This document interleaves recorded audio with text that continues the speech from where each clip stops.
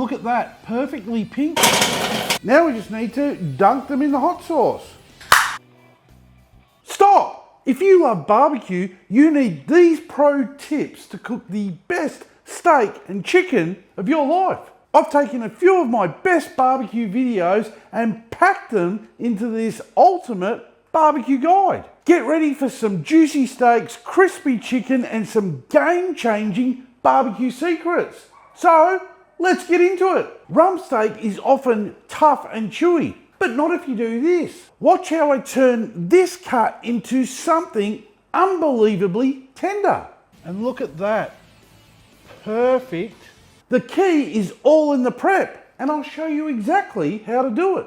I mean, look at that crust.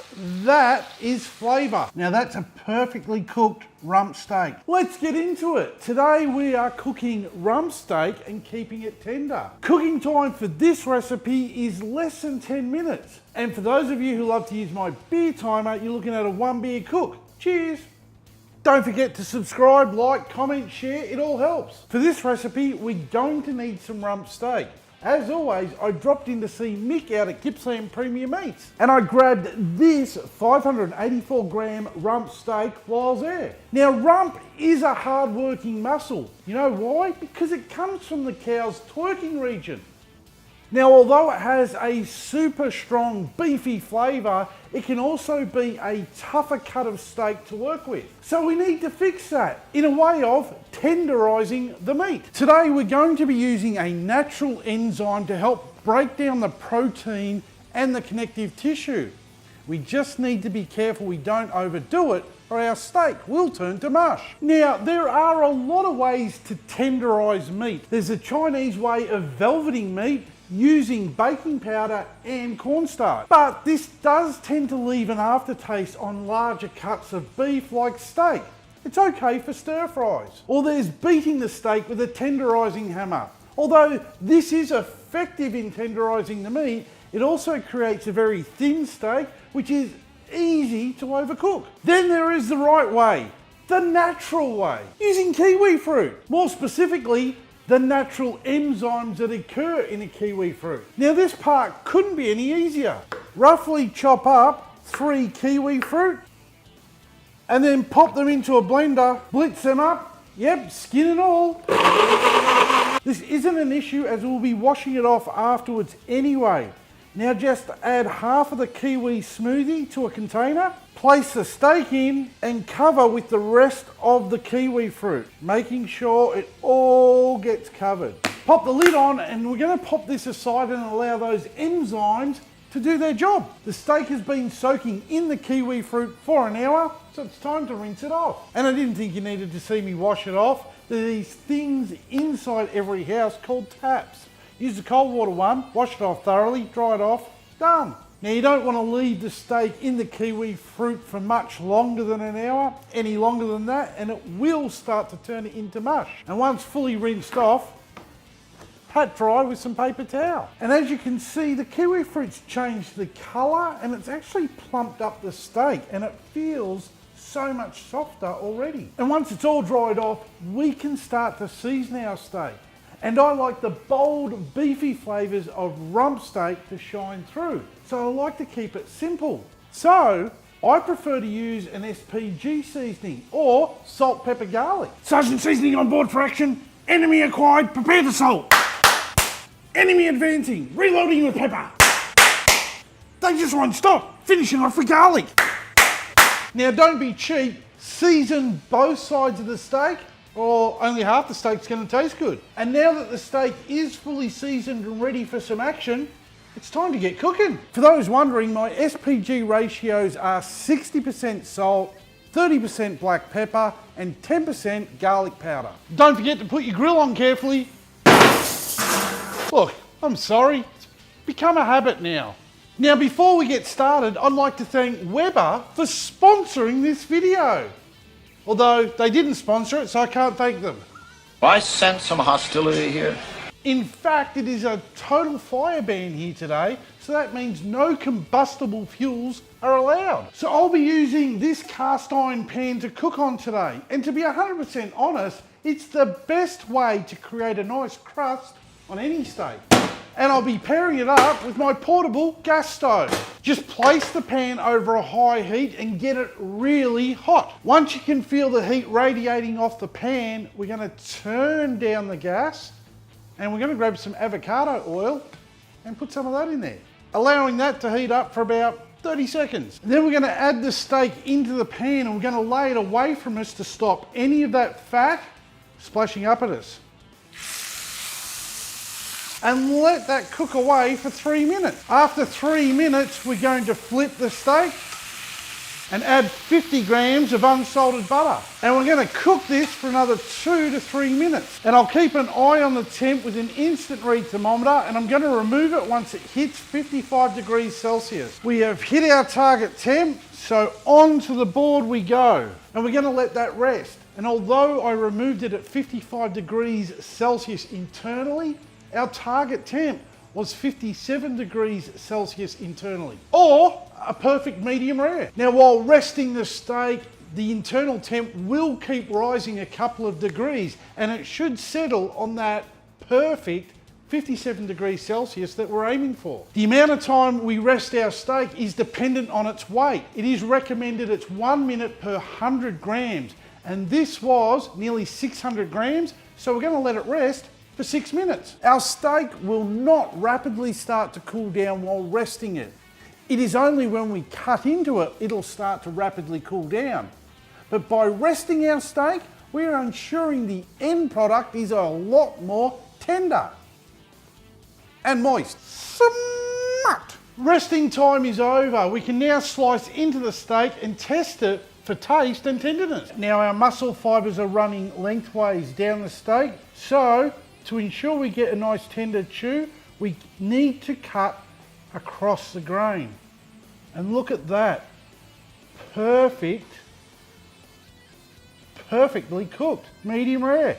And look at that, perfectly pink and super moist.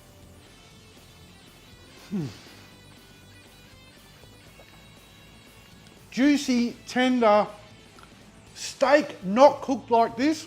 Now that should be illegal. Crispy golden brown chicken without deep frying it?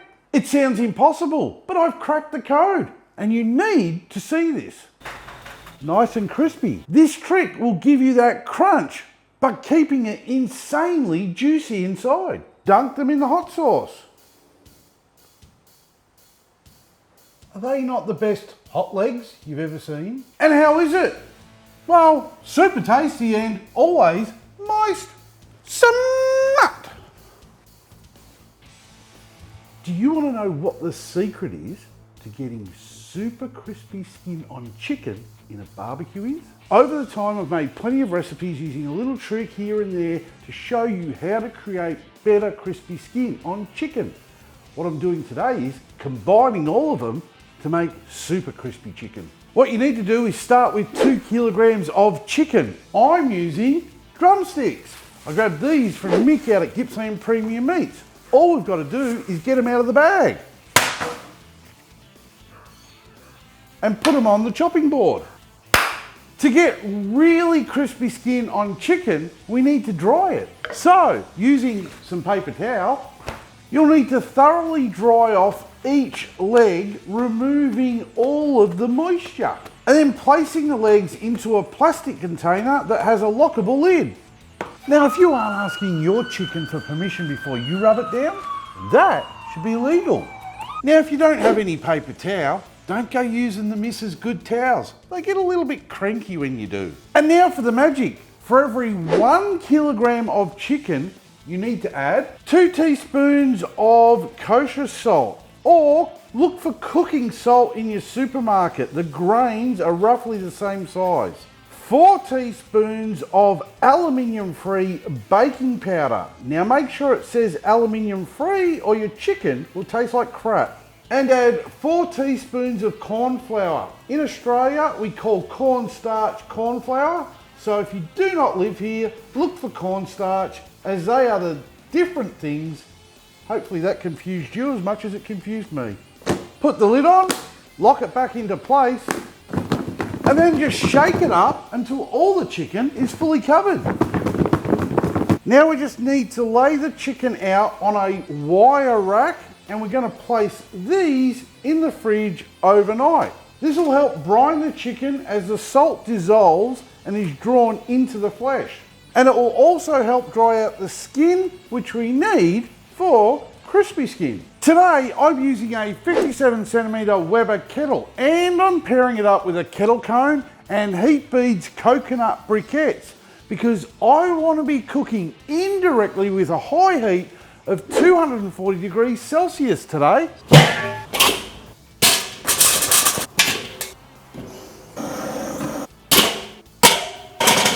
Don't forget to carefully place the grill back in.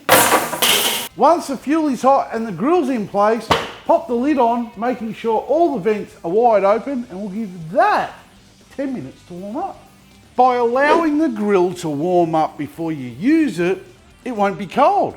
Science, it works in mysterious ways. Cooking time for this recipe is 50 minutes, or for those of you who love to follow my beer timer, you're looking at a 2-beer cook. Get the drumsticks out of the fridge and look at the change in the skin from being in there overnight. I like to just pull the skin down a little over the drumsticks because it does tend to shrink up sometimes. Now it is time to oil up. The chicken, that is. Just give them a light spray with some cooking oil.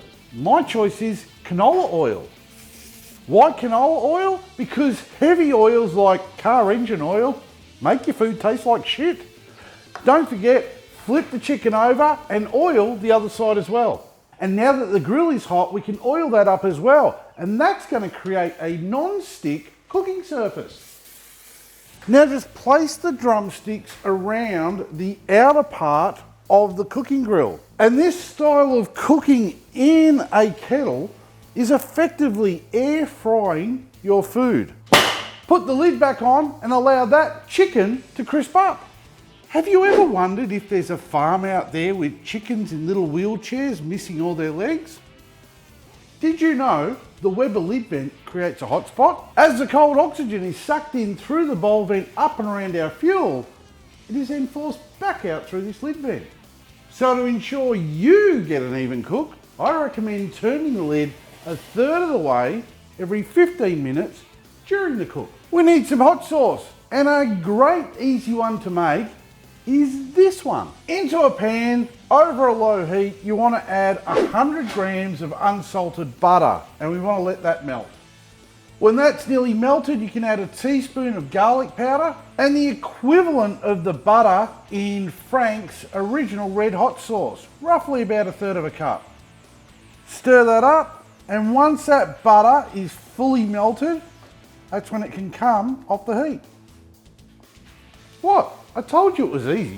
Did you know the average chicken can't operate heavy machinery? It's true. That's science. I don't make this stuff up. The drummies are cooked. But how do I know? Because I tested them using an instant read thermometer, and each one is reading above 74 degrees Celsius internally.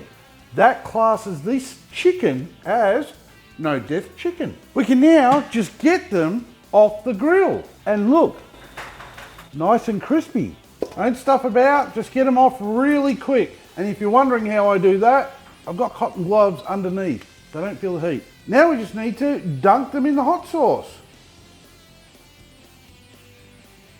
Now we're just going to pop them back on the grill for a further 5 minutes to allow the hot sauce to tack up a little. And 5 minutes is more than enough time for that sauce to tack up.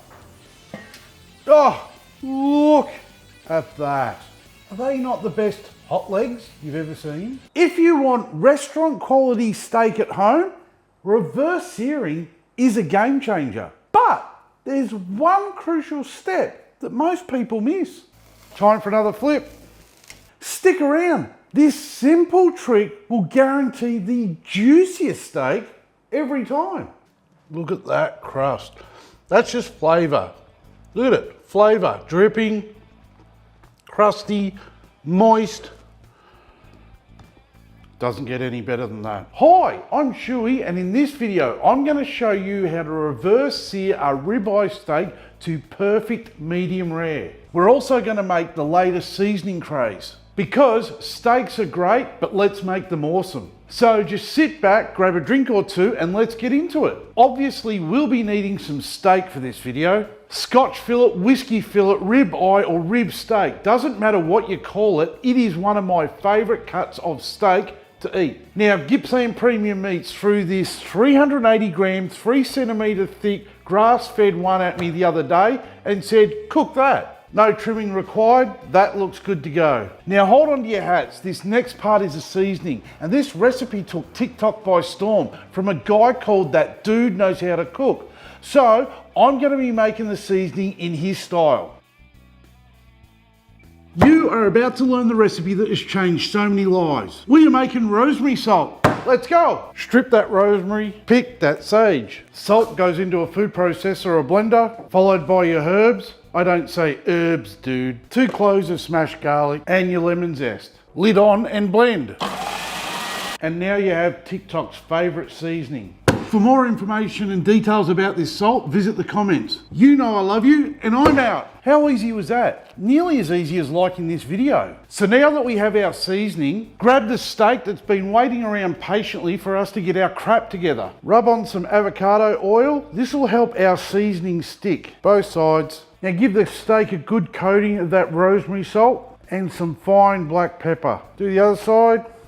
Don't forget the edges. Today I'm going to be using a 57 centimetre Weber kettle, and I'm going to be pairing it up with a charcoal basket and a kettle cone. First up, I'm going to be setting up for dual zone cooking. I'll be cooking this steak with a medium indirect heat of 150 degrees Celsius. And how I'll do that is by 3/4 filling a charcoal basket with unlit briquettes and dumping them into a charcoal starter. I'll light that up, and once they're all ashed over, I'll dump them into that charcoal basket on one side of the charcoal grate. I'll put the grill on. I'll place an ambient temp probe into the middle of the steak, and then I'm going to place the steak on the opposite side of the lit fuel. I'll add a chunk of cherry wood.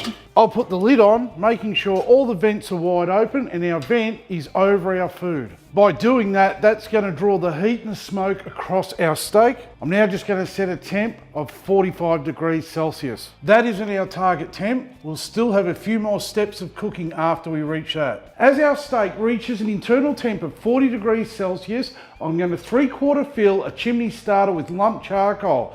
And then I'm going to light that up so it's ready for the sear part of our cook. Our steak has hit an internal temp of 45 degrees Celsius, so we'll just get it off the heat and throw it on some foil. Add some butter, we'll remove the probe, and we'll let that rest for 10 minutes. Resting your meat is important, so don't forget that part of the process. All right, so grab the kettle cone, place it in the middle of the charcoal grate, and we're going to dump that 3/4 full chimney of lump charcoal into the middle.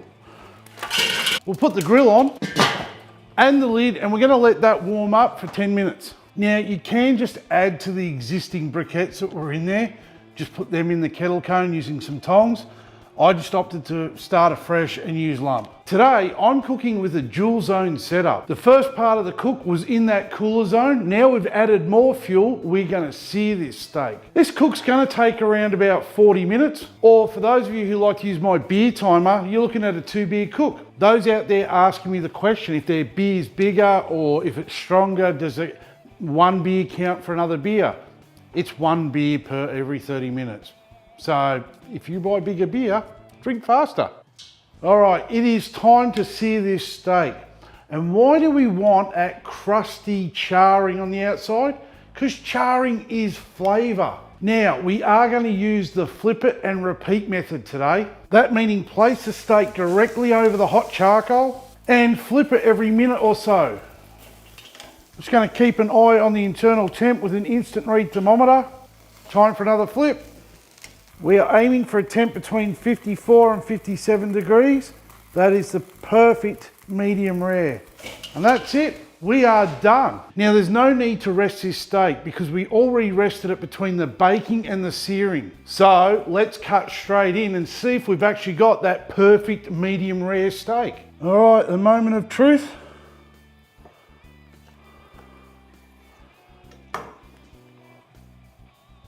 Look at that, nice and pink. Beautiful. We'll just slice the rest of that up. Now, although that looks spot on, we all know there's only one test that's worthwhile, and that's the taste test. Although that looks nice and juicy and pink, we still need to taste it.